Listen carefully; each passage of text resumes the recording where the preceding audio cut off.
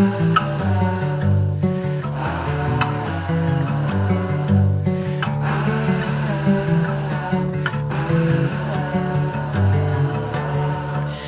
say this nice, tell it in a letter, stamp and mail it out. We did our best, couldn't have done better, I think we should be proud. But you held me down when I was living up, back and forth but never together. So I'll stand up and walk out and make my way alone for now.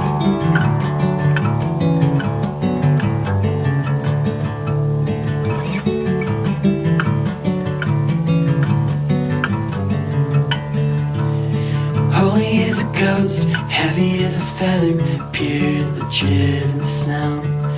But watch your back, it's heartbreak weather, I think it's time you go. My mind's made up, my mind's made up. We keep doing this but nothing's getting better. So I'll stand up and walk out and make my way alone for now.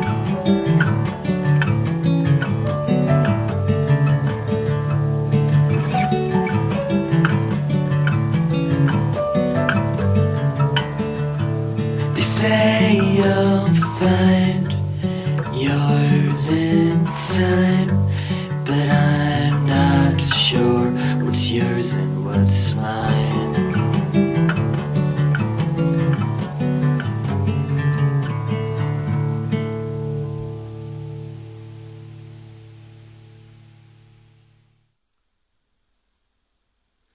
Welcome to Dreamland, where we celebrate, commemorate and look back on the 1-year anniversary of Minnesota's inaugural World Cup Championship.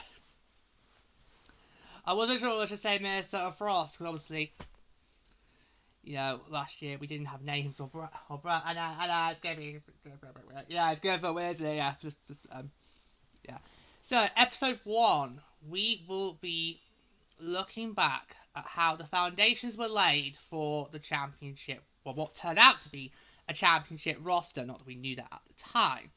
And this is going to feel a real trip down memory lane, because we're basically going back to the very, very beginning. We go back to where it all began.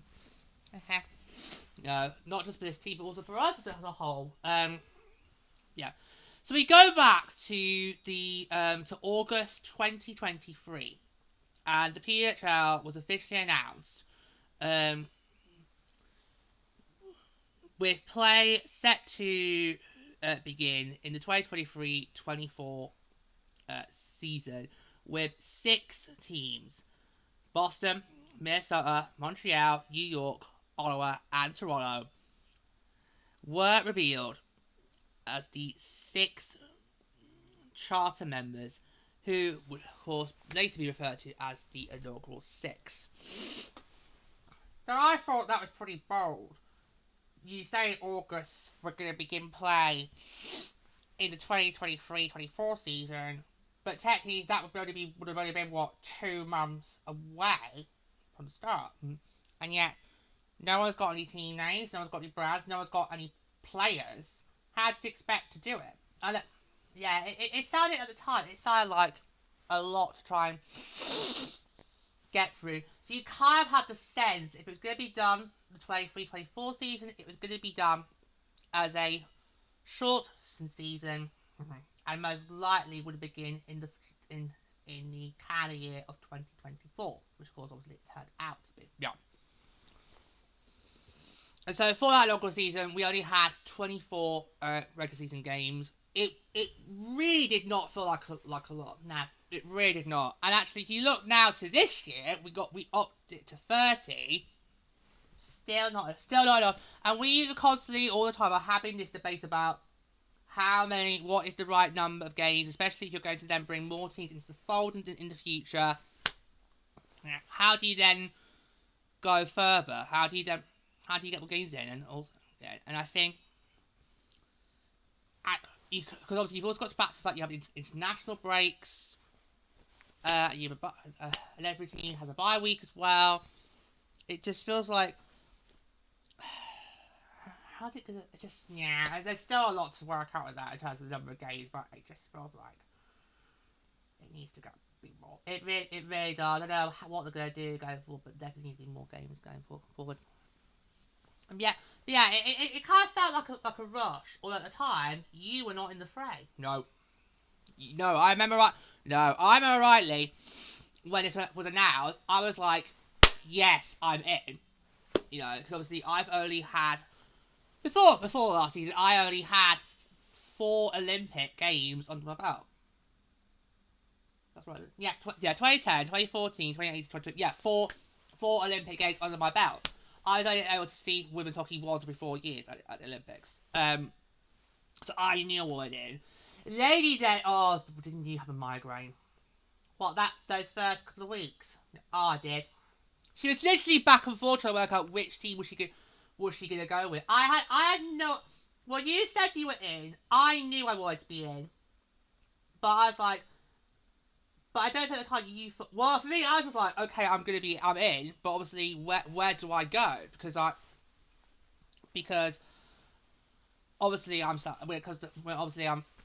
diehard Thursday. Where am I then supposed to go? What do I do? And I literally wasn't going to think about it until a week after the draft, when by that time we would have had a roster in place and then to go, right, which team is for the fantasy. Whereas you, the moment this team was out, you were trying to work out where do you go. I was. You were trying to work out where do you go. And you really were having a headache about this. I know, because I was like, where do I go? And so at the end I was like, when you've worked it out, I'll join you. And that's where we're going to get in. So that was, so the intent, so you always intend for Pluto to be roped in regardless. Oh yeah. Did you know about that time? Not really. Yeah, I always knew as soon as we had worked out what team we were going to go with, I was going to drag Pluto in, whether we liked it or not. No. And we were going to become this. Not that we nicknamed at the time. We were going to become this trio. Yeah, it wasn't until the regular season got underway last year did we come up with the nickname. By the time we got to the rivalry series, we had worked out on that nickname, and we've rolled it ever since. So the Purple Trio nickname didn't come until during the regular season, not right before the rivalry series. Because for the first few weeks we were just trying to settle in, we were just trying to get our feet on the table. Yeah, so just yeah. But let's go into that, shall we? Because obviously, so you go to September the 1st rolls around. The league announced the free agency window was going to be opened, where teams could sign up to 3 players each. And on that same day, you had also the announcement of the 6 teams' general managers. And it was Natalie Darwitz who was chosen to be the general manager for what was at the time PWHL Minnesota. I just thought this was a great choice, because Natalie Darwitz, she's a very recognisable figure in the sport of hockey. Has very recently been named to the Hall of Fame for services to hockey. So I thought this was a really great choice. Oh, she knows what she's doing. I had absolute faith that she was going to make the right moves to maybe not give us a championship roster straight away, but lay the foundation so that maybe in 2 years, 3 years time, we could then become a cup contender. Yep. So I kind of felt her coming in, she was going to lay the foundations, and then they would build and build and build, and then you get a regular cup contending roster year in, year out. Yeah, it was a great choice. Yeah, it was a great choice at the time, and she did wonders in that draft. Yeah, she really did. She did wonders in that draft. Okay, so we then come to September the 6th, which was a huge day in terms for us.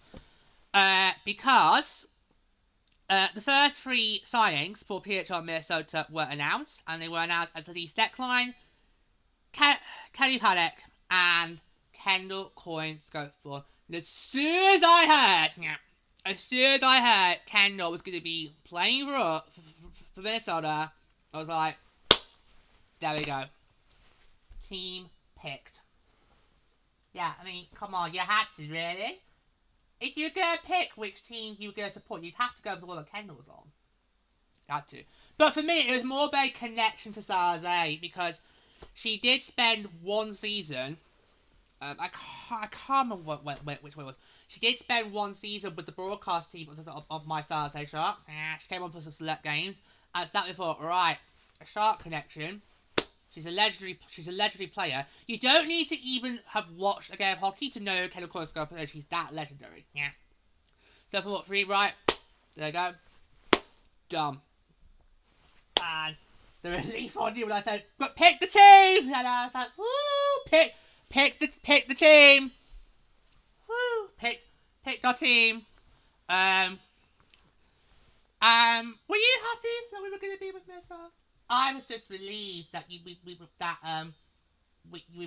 able to just sell a team for me. I was like, oh thank God! I would have taken everybody because it's not easy. New league, we don't know how well the league is going to pan out. Fairway, no. It was a great pick. Yeah, it was a great pick. So I was like, ooh. So then, when did you then rope Pluto in? Because that was September the 6th. When did you then rope in Pluto? Might have been 2 or 3 days after that. I then had conversation with Pluto. It's like, right, we've picked a team. It's Minnesota, and you're in. Whether you like it or not, I believe was the time you.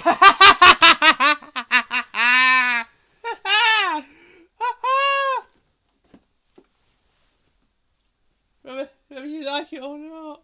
Oh, God. I didn't use those exact words. No, but it kind of felt like, okay, you're joining us whether you like it or not. Well, I think it would have felt wrong if it was just me on my own. It's like, I mean, you two are a couple. Sadly, you actually are a couple. So I agree, lady. I think I might say Tom as well. I think it would have been wrong if it was just me and Lady and not you. So like, because obviously you'd hear Lady talk about, like me, we'd hear to talk about all the time. It thought you were a part of it. So I mean, I know we've joked over these last 2 seasons about how Pluto was roped in, but you weren't really roped in. It's not like we forced you. It's not like we dragged you kicking and screaming to put on the purple. Well, no, but unlike you two, I didn't have the same. And I can remember in the first few weeks leading up to the first game. I at that point didn't really have the same enthusiasm levels that you two had, because I was still like, how's this gonna work? I know. It was, how's this league really going to work? I mean, there's not really a clear structure. And for me, it kind of felt like it was being made up on the spot. Well, what do you do? I mean, we had to literally we only had about 2 or 3 months to get underway. Was not long. No. That turnaround from announcing the league in August to 2023 to then launching on New Year's Day 2024, it was not that long. No. It was a lot had to went in to getting to where we are now today. Exactly, a lot went in. Yeah, but I can understand why you kind of were like the way you were, because obviously, yeah, it's obviously you had to basically trust the fans to get on board with this from day one. Either they're gonna get on board with it or they're not, and it was a huge shot, especially as you knew, as obviously going into the regular season, there was not going to be any teenagers. There wasn't going to be a brand that you could get behind even going and try and plug. You had to, so yeah. So it actually was a lot of hard work in last season trying to get the awareness of this league, because obviously all we could say was we are PWHL Minnesota. I couldn't even name a brand. I couldn't. And I couldn't even do what I wanted to do last year in terms of my social, probably to do like game recaps, because obviously there's no branding, so what could I really done? Yeah. I'm actually surprised that the league didn't want teams to have like temporary brands, because I think they could have. It would have been a lot better than having just the league logo and then your name under it. Especially as how, when you're looking at branding, when you're switching on the streams for YouTube, and that's the first PC, is that going to really draw people in, or is it going to turn people off? Yeah, well, it didn't turn people off, it brought people in. Yeah. And of course, we must fight to make sure YouTube stays. Yeah, no matter what. Yeah.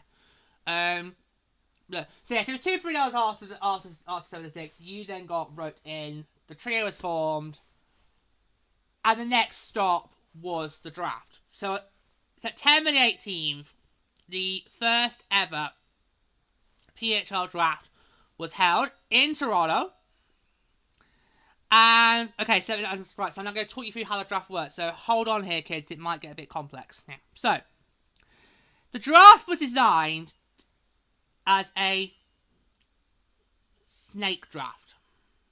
That would I hadn't heard of this myself either. But yeah, anyway. So this was new to me too. So it was to help fill up team rosters, and was held over 15 rounds. Yep. It was a very long draft. It was a very long night. Was it about what? 5 hours? About 5 or 6 hours. It was. It felt really long. Yeah. It was a really long night, especially because of the time difference. It's in the UK. Yeah. It was a long night, but you had to go through it because we need to stock up rosters, and this is the only way to do it. Yeah, exactly. Yeah. So.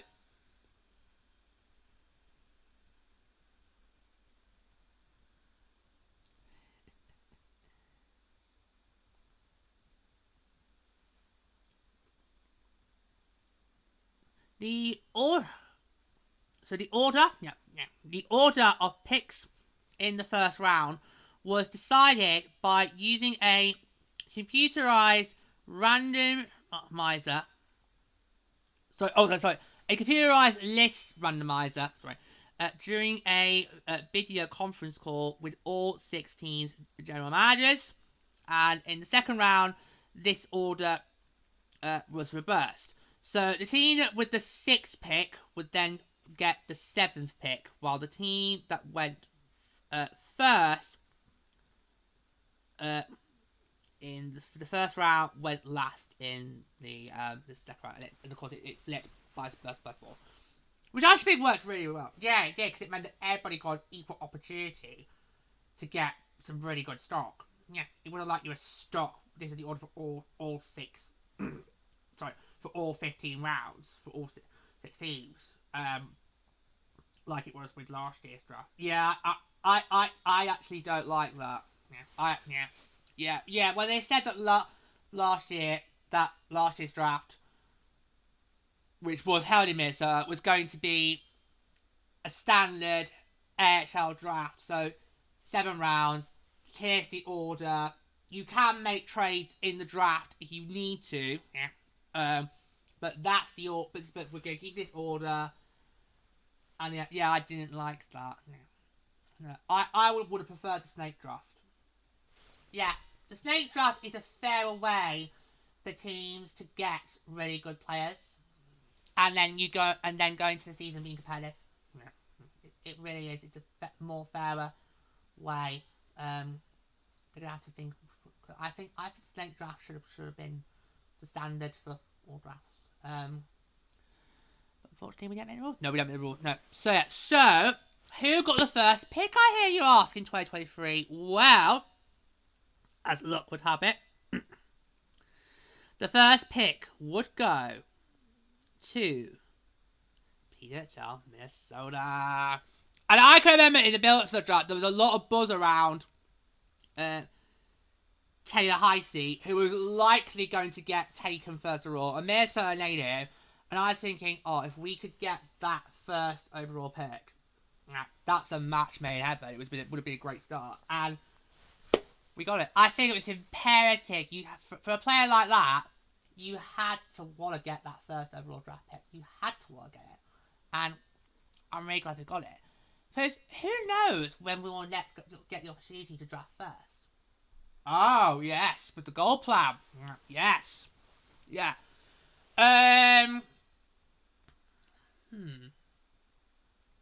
Yeah, because we actually have a very competitive team. We actually have a very competitive team, and okay, they may have ups and downs during the season, but that's normal for it. Yeah, that is normal for a team to do that. But yeah, I mean, yeah, I think it might be quite a few years before we get that opportunity again. I think Lady could be right. I think Lady could be right. I think it might be a very long time before we get that opportunity again to go first and select first overall. Yeah, I think she could be right. She could be right. Yeah. I mean, the gold plan's a great way to tell you who gets the first overall draft pick, but for us, I can't see us picking first for a very long time again. Yeah, I think we'll be more middle of the order. That's the way I see it. Yeah. Yeah. So, yeah. So we got the first overall pick, and then the rest of the order for the first round was as follows. So the second pick went to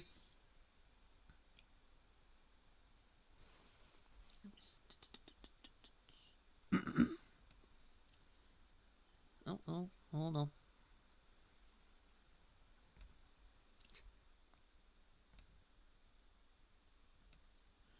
Second pick went to Toronto. The third pick went to Boston. Fourth pick to New York. Fifth pick to Ottawa. And the sixth pick went to Montreal. And then, of course, it flipped each round. So with that first overall pick, PWHL Minnesota selects Taylor Heisey. Huge moment in the PWHL, because obviously this was the first ever selection in the PWHL. This was a huge moment. Yeah. Because how many people are going to get to say their team got to make the first ever selection in the first ever draft? Not many. We are a very elite few of fans who can say that our team made the first ever draft pick in their history of the league. And I think that is a really huge moment. And for me, it kind of made already feel winners without a single game having been played yet. Yeah, because we were never going to forget that moment, that we have now made the first ever pick. It's now official. This league is now up and running. Players are going to rosters. It now feels real. Yeah, and I think that's when it all then felt real, was the actual draft. A lot of people could say it was the first ever game, but I think it was the first ever draft. Mm-hmm. That is when it started to feel real, and that this is happening. We're going to be doing this in a few weeks' time, and the world will get to watch and just literally be jaw dropped. Absolutely. Yeah, it was a huge, So I'm running through the rest of the draft that selections that Minnesota made. So I'm going to go through all round and pick number. Okay, so then in round 2, with the 12th pick, Nicole Hensley. A huge pick there. So our second pick, we go for a netminder. Not many teams would do that. No, not many teams would do that. In other drafts, teams would then go for forwards and defenders first, and then worry about netminder. So not many teams would do that. But then again, with netminder being so important, you have to go for it. Take the risk, yeah. In round 3, with the 13th pick, Grace Stonwinkle. Yeah. who also then, when the league got away, would have a huge moment in his. Round 4 with the 24th pick, Maggie Flaherty. In round 5 with the 25th pick, Cesar Tapani also would be involved in a huge moment in the PWHL. Yeah. She wasn't with us for very long. She was not. No, she was. No, she was not. She got involved in that first ever trade made in the PWHL with Boston, where both sides ended up being the winners. Yeah, because it's still a draw in that trade. Yeah, both sides won. Yeah, both sides won that trade. Round 6 with the 36th pick, Claire DeGeorge. In round 7 with the 37th pick, Natalie Bookbinder. In round 8 with the 48th pick, Denisa Krzyzova. In round 9 with the 49th pick, Sydney Moran. In round 10 with the 60th pick, Sophia Cunningham. In round 11 with the 61st pick, Amanda Livile. In round 12 with the 72nd pick, Mikhail Kaba. Huge pick move there. In round 13 with the 73rd pick, Liz Shepherds. In round 14 with the 84th pick, Manito Tormalainen. And in the far round, round 15 with the 85th pick, Sydney Brock. So, drafted really well. Yeah. Drafted really well. And I remember looking at that roster and think, okay, this has got the makings to be a competitive roster. But until we can get actual games under our belts, we're not going to know that for certain. We're not going to know that for certain.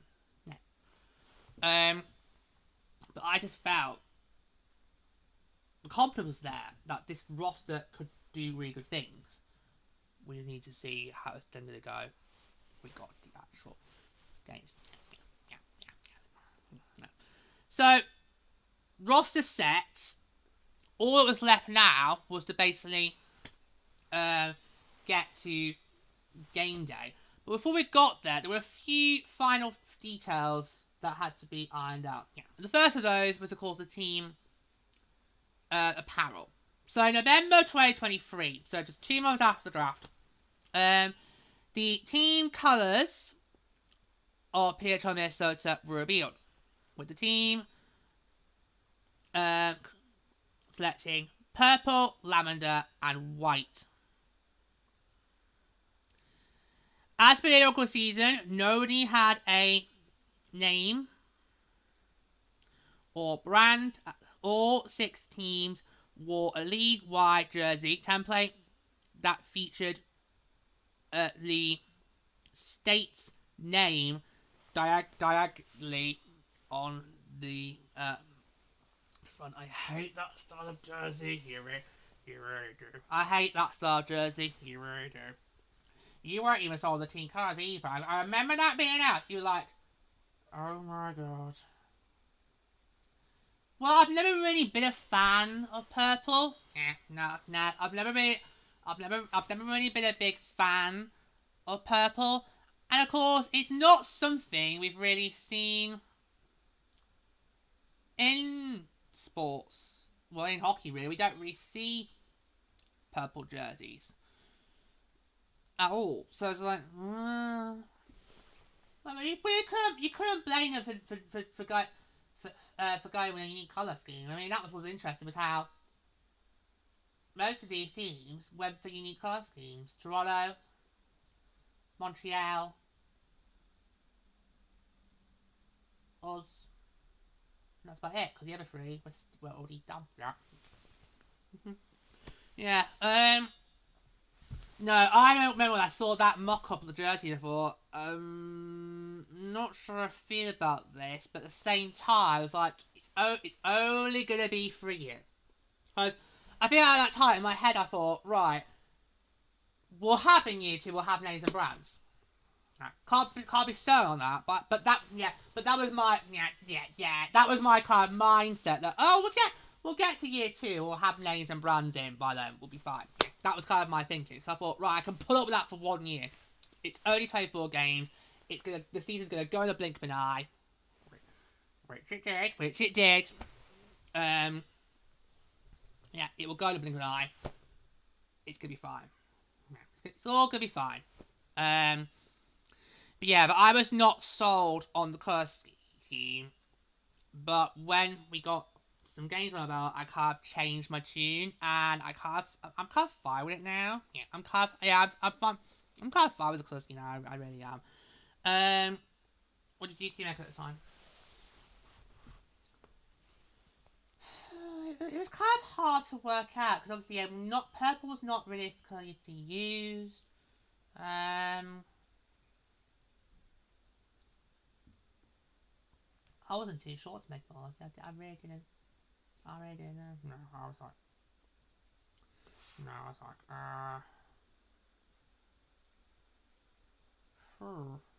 What did I feel about it at the time? Now, you really got to think back now on this, haven't you? Yeah, this is the whole this episode. You got to really think back to the very beginning. It's like, what's happened since then? I think I was fine with it, but it was like, yeah, I think it was like I need to see this in action before I can make a judgment, before I can make a proper judgment. Yeah. And the third thing, and this came really late in the game. Yeah, this came really late. So it was ahead of the team's inaugural game in January of 2024. It was announced that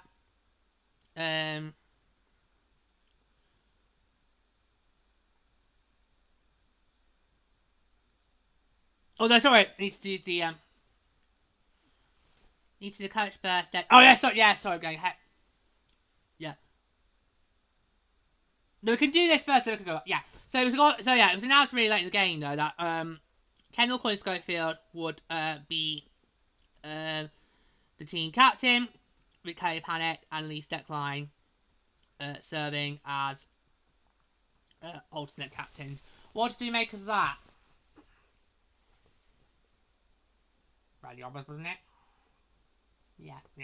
I mean, we had no clue of what the other teams' rosters were like, so we can't sit here and say, well, they didn't have an obvious choice. No, we can't. No, we that would not be fair. No, we cannot do that because obviously we only we can't do that because we're very focused on our team and so yeah. But for us, for Minnesota, the choice was obvious. Yeah, the choice was obvious. It had to be. Pretty much had to be Kendall. Yeah, it was the choice. The choice was obvious. It had to be. It had to be Kendall. You knew it was going to be her, one way or another. Yeah. It did feel. I think it was a bit easier to go for the free agency signings. It's like we're not even going to see what the stock with draft has got. We're just going to go the free agency signings because they've got the more experience. Yeah, but couldn't you see all those potential draft picks be future captains one day?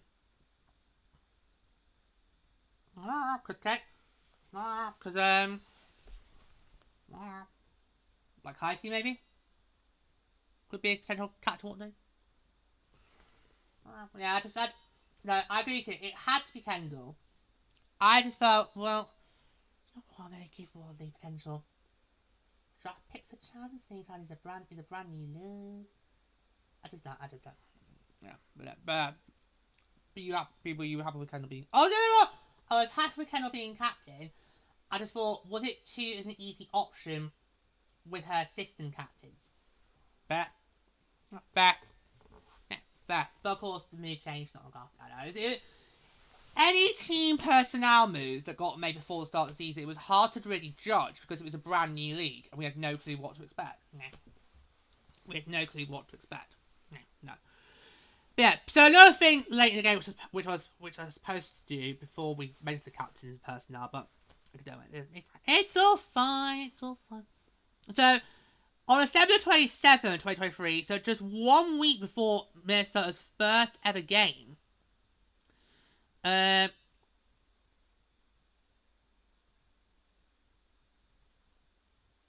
the team made a coaching switch. They brought in Ken Klee. And I was in a state of two minds with this. I was like, whoa, okay, this is the last thing you need before you start your first ever season in this brand new league. I was like, yeah.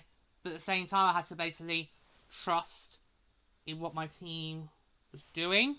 Yeah. I mean, you see it all the time in sports where things like this happen. But normally it's one of the, but you just, I don't know. But you wouldn't expect it for a brand new league that was about 1 week away to start. And I think anyone looking on the outside think, oh my god, this team has already shot itself in the foot before it's even got started. Exactly. Yeah. Because who knows if the person before Clee would have made a difference. And that's the thing, we'll never know. Yeah, we'll never know. I mean, yeah, Ken, you were great in that first season. You made a lot of enemies in the summer. I actually still don't mind him. No, I actually... No, I know what happened over the summer last year was bad.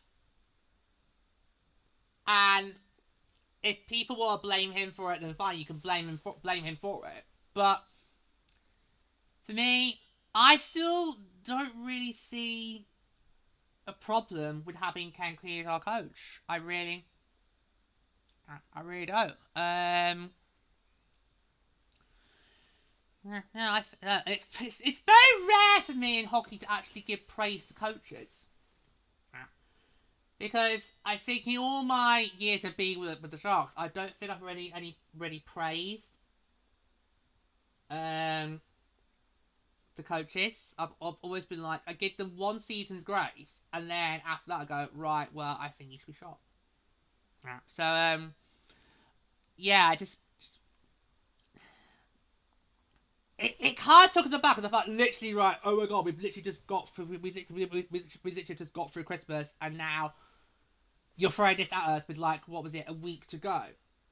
A week to go. Yeah, it's like, oh my god. And I kind of felt it did then put the pressure on the team, because could you imagine if we had a very bad start?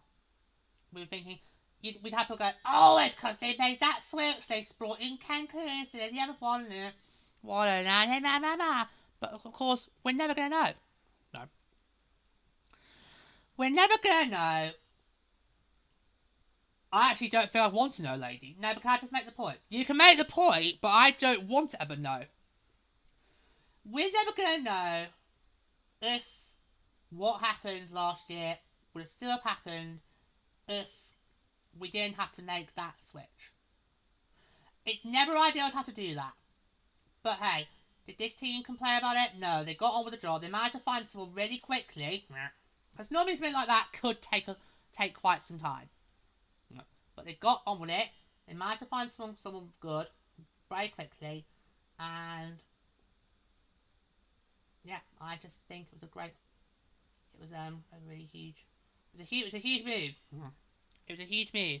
And who knew at the time that was going to play a huge factor into whether or not we could be a cup contending team. Yeah. What do you two make of Ken Klee? Because I'm fine with it. I mean, I know we heard what we heard over the summer, but I actually don't. I've not really got a problem with it. So what do you think? I actually think he is a good coach. Could he be better? Yes. Because let's face it, this team, it shouldn't be during the regular season a middle of the pack team. No. It shouldn't be competitive for half a season and then the second half they then find struggles. No. And I think that's probably to do with his coaching. Yeah. He hasn't put a foot wrong yet in terms of coaching. No. So, yeah, it's always tough when you do with coaching because it can affect how the roster feels. Yeah, and some rosters do sometimes end up losing confidence in a coach, and they can you see it in the way they perform. But no, but I don't think we've. Lady, I'm fine with it. I'm not here. I'm fine. Yeah. I mean, his team's not performing badly, but it's not.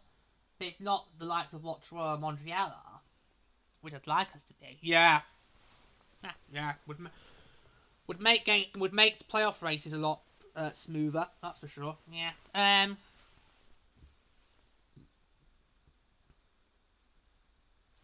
I don't see a problem with him. No. I really don't see a problem with him. So no. No. So all in all, as we wrap up, the foundations were there. The question was always going to be: you go into the start of the regular season.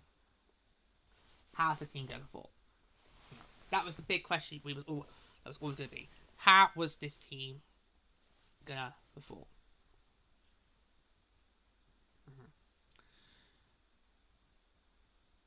It was just. Did we have going into? I think this is how I'd like to finish off. Did we have any expectations going into that first game of how this team was going to do? Because no, I did not. No, you didn't. You did. No, you did not. No, I can remember not having or making any expectations because for me, the fact that I was now going to have a women's hockey league that I could tune into week in, week out was just... That was gold dust. Yeah, that was the ticket. That was just like gold dust. It was like jackpot, lottery, what you would call it. So I basically wanted to just roll with it and learn to go along. Because when you think about it, even if, like me, you had, last year, if you had experience of watching it from Olympic hockey, it's actually a completely different ball game going into it. Well, yeah, because you go from 1 to 4 years to week in, week out, and also,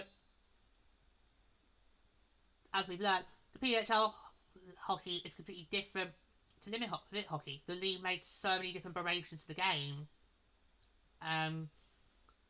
It kind of meant to the people like you who had that pre-experience with Olympics, you actually then have to basically just learn the whole thing from scratch again. Did. It was actually great, and we really picked up as we went along. We were fast learners. Yeah, we were very fast learners. Yeah, we picked this up from the get go. So we were really fast learners. Didn't bother us. But no, if like me, you had going into last, if you had previous experience watching Olympics, you then had to basically learn the ropes again because obviously it's a completely different ball game. So I don't have expectations. Did you two going into the regular season last year? Did you two have any expectations, or was it just basically let's just roll with the punches? I think for me it was all about being a competitive roster. Because I did not... I mean, obviously you knew someone was going to have to come last. That's the way it worked. Just didn't want to be honest. No, exactly. Just did not want to be honest. I look at... I remember after that, I looked at that roster, thought, this is a roster that could be competitive. It's just, we don't know if they are going to be competitive. We're going to have to literally wait and see. Yeah. So for me, thought, the expectation I had was to be a competitive roster from the get-go. Okay. But, do you have any expectations, or was it just... Or were you still...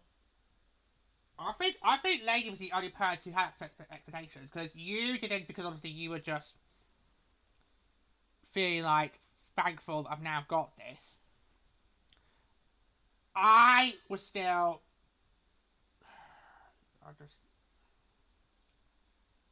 I'll make it sound like I wasn't Wasn't on broadcast. No, you were.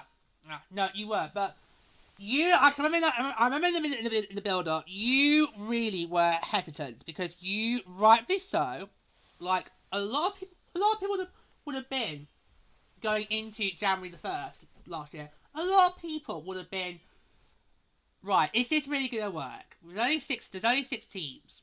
They've only got 24 games. No one's got a name. No one's got a brand. It's women's sport. Is this going to work?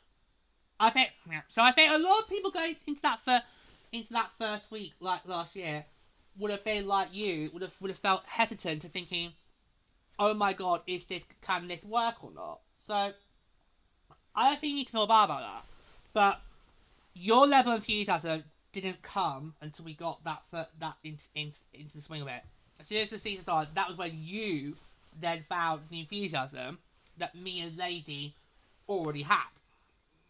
So yeah, so you just like, I basically had no expectations then because I was just still like, I don't know how to feel about it. That's fine.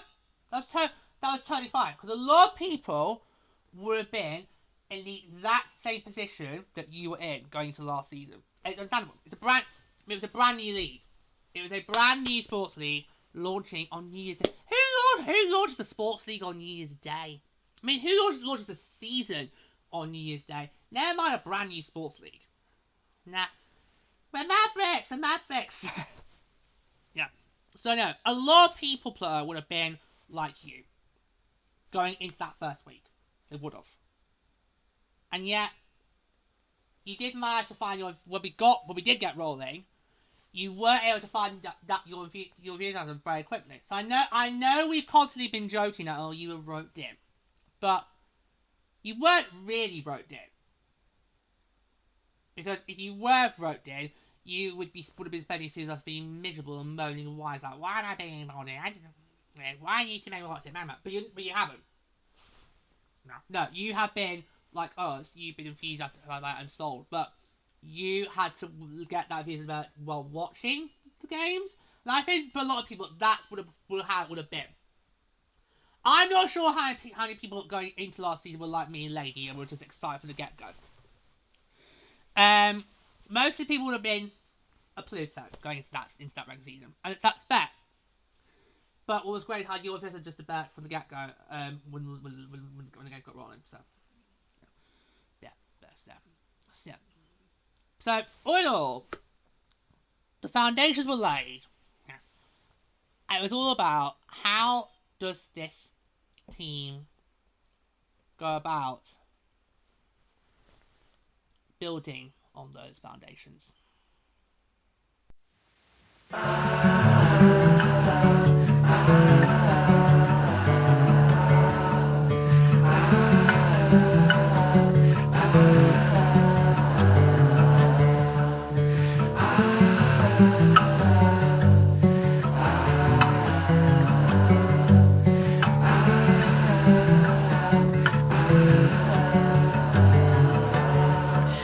I'll say this nice, tell it in a letter, stamp and mail it out.